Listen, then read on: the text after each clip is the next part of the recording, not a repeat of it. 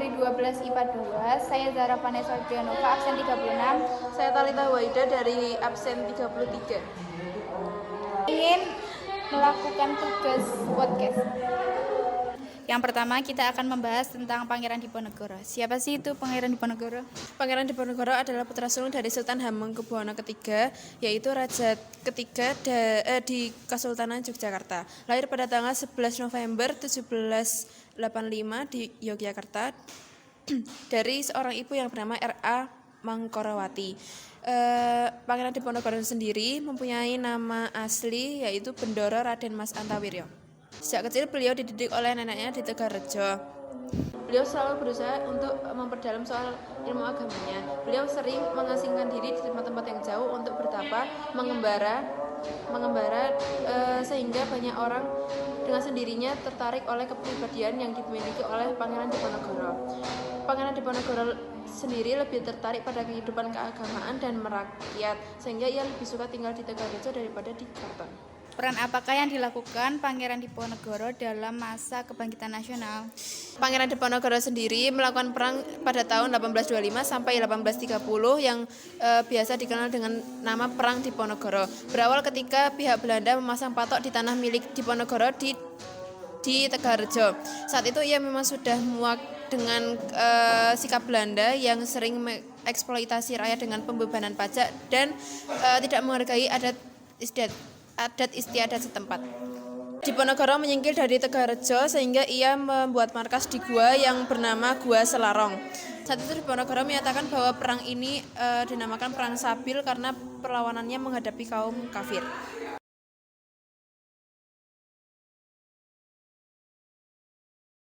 Hal ini disebabkan yang pertama, semangat perang pasukan Diponegoro, yang kedua siasat gerilya yang dilakukan oleh Pangeran Diponegoro, dan yang ketiga disebabkan karena sebagian pasukan Belanda masih berada di Sumatera Barat dalam rangka Perang Padri. Melihat semakin kuatnya Diponegoro dan semakin luasnya medan pertempuran, maka Belanda menggelar berbagai siasat untuk menumpahkan dan mengalahkan perlawanan Diponegoro itu. Pada tahun 1829, Pangeran Mangkubumi dan Alibasa Sentot mengambil keputusan untuk menyerahkan diri kepada Belanda. Sampai tahun 1829, kira-kira terdapat 200.000 pasukan Diponegoro telah gugur karena kondisinya yang mendesak. Lalu setelah para pasukan Diponegoro gugur, apa hasil akhir dari perang tersebut? Diponegoro bersedia untuk melakukan perundingan dan beliau ditangkap dan dibawa ke Manado pada tahun 1834 dan dipindahkan ke Makassar, dan beliau wafat di sana pada tanggal 8 Januari 1855. Sampai saat ini makam beliau menjadi tempat ziarah oleh warga. Welcome all my friends. Yang selanjutnya adalah kita akan membahas tentang Haji Omar Said Cokroaminoto. Apa biografi singkat dari Haji Omar Said Cokroaminoto? Beliau lahir di Ponorogo, Jawa Timur pada tanggal 6 Agustus 1882. Beliau putra kedua dari 12 bersaudara. Ayahnya bernama R.M. Tejokroamiseno. Bagaimana riwayat pendidikan dari Haji Omar Said Cokroaminoto? Pada bulan Mei 1912, Cokroaminoto ini bergabung dengan organisasi Sarekat Islam. Sebagai pemimpin Sarekat Islam, Hos Cokro ini dikenal dengan kebijakan-kebijakan yang sangat tegas.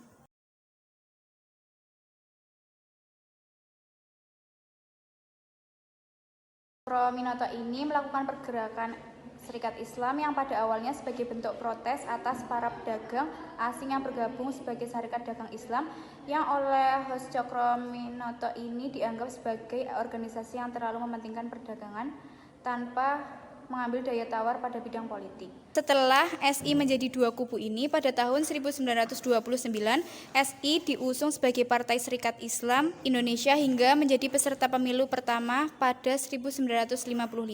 Bagaimana akhir dari perjuangan seorang Haji Omar Said Cokroaminoto? Yang menjadi salah satu tokoh yang berhasil membuktikan besarnya kekuatan politik perdagangan Indonesia. Hos Cokroaminoto ini meninggal di Yogyakarta pada 17 Desember 1934 pada usia yang ke-52-nya. Welcome all my friends. Oke, bisa diceritain nggak sih gimana biografi singkat seorang Kiai Haji Ahmad Dahlan? Beliau lahir di Yogyakarta pada 1 Agustus 1868. Beliau juga merupakan putra keempat dari 7 bersaudara dari keluarga Kiai Haji Abu Bakar. Beliau juga merupakan keturunan ke-12 dari Maulana Malik Ibrahim. Selanjutnya bisa diceritain nggak sih gimana awal mula berdirinya Muhammadiyah? Pada tahun 1912, Ahmad Dahlan ini mendirikan organisasi yang bernama Muhammadiyah untuk melaksanakan cita-cita pembaruan Islam di bumi Nusantara ini. Awalnya, Muhammadiyah ini dibatasi oleh pemerintah Hindia Belanda karena bertentangan dengan keinginan pemerintah Hindia Belanda.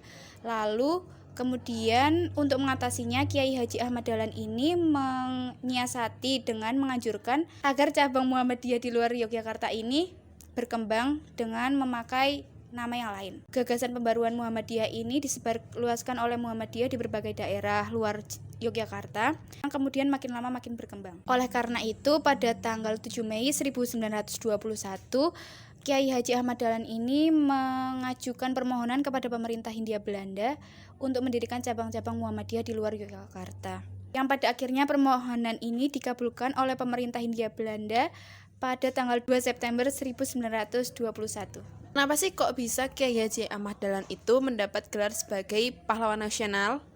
Karena atas jasa-jasa Kiai Haji Ahmad Dahlan ini dalam membangkitkan kesadaran bangsa Indonesia melalui pembaruan Islam, dan dengan organisasi Muhammadiyah ini telah banyak memberikan ajaran Islam yang murni kepada bangsanya. Lalu pemerintah menetapkan sebagai pahlawan nasional dengan surat keputusan Presiden nomor 657 tahun 1961.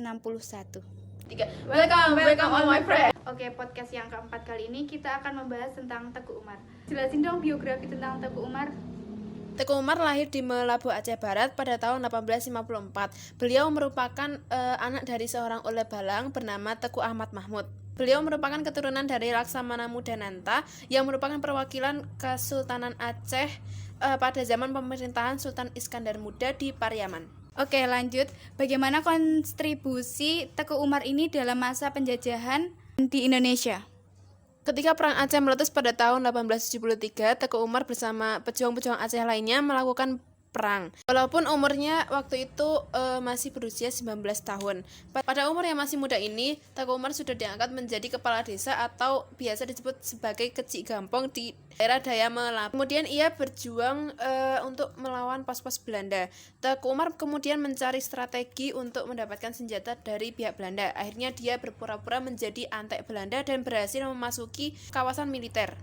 Dan akhirnya Teguh Umar berhasil untuk masuk ke dalam kawasan militer milik Belanda. Pada tanggal 10 Februari tahun 1899 Masehi, di Kedelok Bubon, Teguh Umar bersama pasukannya mengatur rencana untuk menyerang kembali pihak Belanda. Tetapi rencana itu terdengar oleh Belanda. Kemudian dari pihak Belanda akhirnya menyusuri arah barat untuk patroli. Teguh Umar kemudian bergerak menyusuri pantai bersama pasukannya.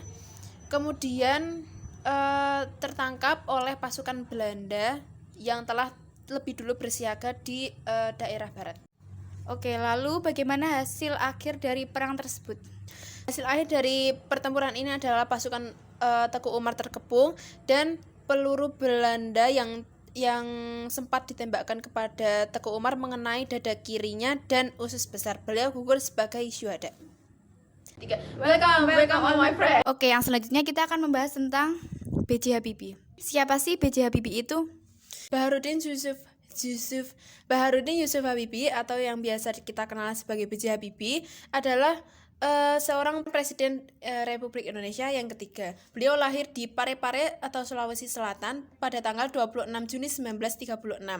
Meninggal di Jakarta pada umur 83 tahun. Habibie menjabat sebagai presiden menggantikan Soeharto yang waktu itu mengundurkan diri dari jabatan presiden pada bulan Mei tahun 1998.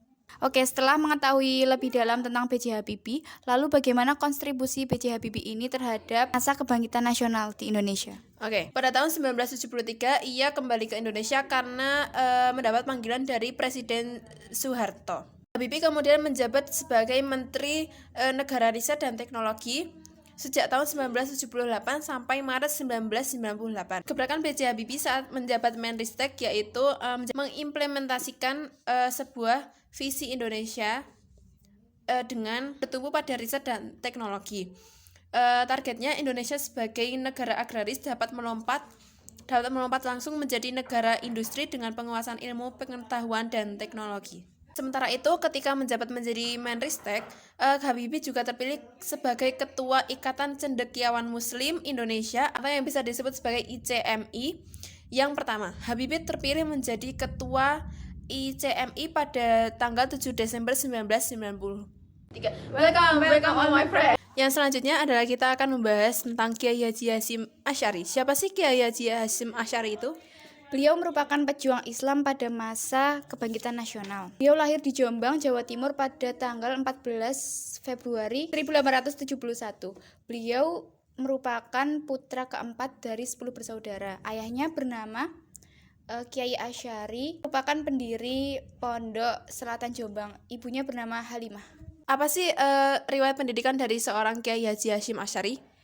Kiai Haji Hasyim Asy'ari ini awal mulanya belajar ilmu agama dari ayahnya. Kemudian pada usia 15 tahun, ia berkelana menimba ilmu di berbagai pesantren. Salah satunya adalah di pesantren Wonokoyo di Purbalingga. Lalu setelah beranjak dewasa, kemudian Kiai Haji Hasyim Asy'ari ini pergi ke Mekah untuk belajar di bawah bimbingan Syekh Mahfud dari Termas, yang merupakan ulama Indonesia pertama yang mengajar Sahih Bukhari di Mekah. Lalu setelah menimba ilmu di sana, ia mendapat ijazah langsung dari Syekh Mahfud untuk mengajar Sahih Bukhari. Kontribusi apa yang dilakukan oleh Kiai Haji Hasyim Asy'ari pada masa kebangkitan nasional? Sepulangnya dari Mekah, kemudian Kiai Haji Hasyim Asy'ari ini mendirikan pondok pesantren yang bernama Tebu Ireng. Pondok tersebut merupakan pondok terpenting di Jawa pada abad ke-20. Karena telah mendirikan pondok pesantren ini, Kiai Haji Hasyim Asy'ari ini menjadi pemrakarsa berdirinya NU yang berarti kebangkitan ulama. Welcome all my friends. Kiai Haji Abdurrahman Wahid atau yang biasa dikenal dengan nama Gus Dur lahir pada 7 September 1940 di Jombang, Jawa Timur. Beliau adalah tokoh muslim Indonesia yang menjadi presiden keempat dari tahun 1999 sampai 2001. Ia menggantikan Presiden B.J. Habibie setelah pemilu tahun 1999. Penyelenggaraan pemerintahannya dibantu oleh Kabinet Persatuan Nasional dan masa kepemimpinan Gus Dur berakhir pada sidang istimewa MPR pada 23 Juli 2001. Beliau adalah putra pertama dari 6 bersaudara. Ia lahir dalam keluarga yang sangat terhormat. Kakek dari ayahnya adalah Kiai Haji Hasyim Asy'ari, yaitu seorang pendiri NU. Lalu, bagaimana bisa beliau menjabat sebagai Presiden Republik Indonesia? Pada 20 Oktober 1999, MPR melaksanakan sidang untuk memilih presiden dan wakil presiden. Kemudian Gus Dur terpilih menjadi presiden yang keempat bersama Megawati Soekarno Putri yang menjabat menjadi wakil presiden. Kabinet pertama Gus Dur yaitu Kabinet Persatuan Nasional. Lalu prestasi apakah yang dilakukan Gus Dur ini setelah menjabat sebagai Presiden Republik Indonesia? Pada tahun 1993, Gus Dur pernah menerima Ramon M. Award, yaitu sebuah penghargaan yang sangat prestisius kategori Community Leadership, dan beliau mendapat julukan sebagai Bapak Tionghoa oleh beberapa tokoh Tionghoa Semarang di Kelenteng Tai Kaksi di Gang Lombok. Lalu setelah mengetahui prestasi yang diraih oleh Gus Dur, lalu bagaimana riwayat akhir kehidupan Gus Dur ini? Gus Dur menderita banyak penyakit bahkan sebelum ia menjabat sebagai presiden. Ia mengalami gangguan penglihatan, diabetes, dan gangguan ginjal juga dideritanya. Ia meninggal dunia pada hari Rabu, tanggal 30 Desember 2009 di Rumah Sakit Cipto Mangunkusumo, Jakarta pada pukul 6.45 dan dimakamkan di pemakaman keluarga Pondok Pesantren Tebu Ireng di Jombang. Terakhir kita akan membahas tentang Buya Hamka. Bagaimana sih riwayat hidup dari seorang Buya Hamka? Oke, beliau lahir pada tanggal 17 Februari 1908. Beliau juga merupakan ulama Indonesia dan juga sastrawan Indonesia. Beliau kemudian terjun dalam dunia politik melalui masyumi hingga partai tersebut bubar. Dan juga beliau menjabat sebagai Ketua Majelis Ulama Islam Indonesia pertama dan aktif dalam Muhammadiyah hingga akhir hayatnya. Kemudian apa kontribusi yang dilakukan oleh Buya Hamka? Pada tahun 1955 terjadi pemilihan umum. Beliau ini dicalonkan masyumi sebagai Wakil Ketua Muhammadiyah dan terpilih duduk di Konstituante. Ia terlibat dalam perumusan dasar negara. Usai masyumi ini dibubarkan, lalu beliau menerbitkan majalah panji masyarakat yang berjudul Demokrasi Kita. Lalu seiring meluasnya pengaruh komunis ini, Hamka dan karya-karyanya diserang oleh organisasi kebudayaan Lekra. Lalu karena tuduhan melakukan subvertif, membuat Hamka diciduk dari rumahnya menuju ke tahanan Sukabumi pada tahun 1964. Lalu pada Januari 1966, Hamka ini dibebaskan dan mendapat ruang pemerintah mengisi jadwal tetap ceramah RRI dan juga TVRI. Dan terakhir kita akan menanyakan gimana sih akhir hayat dari seorang Buya Hamka. Beliau meninggal pada usia ke-73 tahun. Sepeninggalan beliau ini, pemerintah menyematkan bintang Mahaputra Utama secara anumerta kepada beliau. Sejak 2011 ini beliau ditetapkan sebagai pahlawan nasional Indonesia dan kemudian namanya diabadikan di perguruan tinggi Islam di Jakarta milik Muhammadiyah.